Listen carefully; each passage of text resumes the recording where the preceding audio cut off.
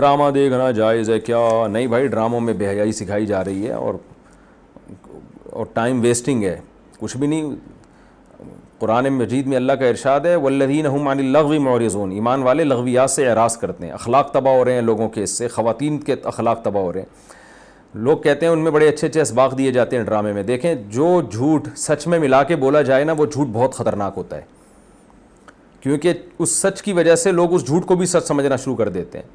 तो बाज़ दफ़ा जो पैगाम दिया जा रहा होता है गलत होता है, लेकिन उस गलत पैगाम में कुछ अच्छी अच्छी चीज़ें भी डाल दी जाती हैं, तो उस अच्छी चीज़ की वजह से लोग उस गलत को भी एक्सेप्ट कर लेते हैं।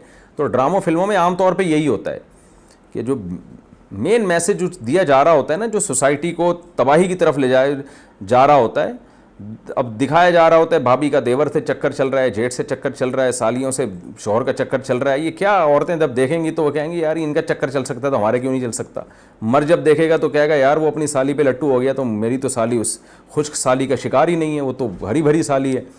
तो जब वो खुश्क साली पे मर सकता है तो हम हरी भरी साली पे क्यों नहीं मर सकते। तो ये सारी चीज़ें लोग देख देख के पागल हो रहे हैं, और जो हालात चल रहे हैं आपके सामने ही हैं।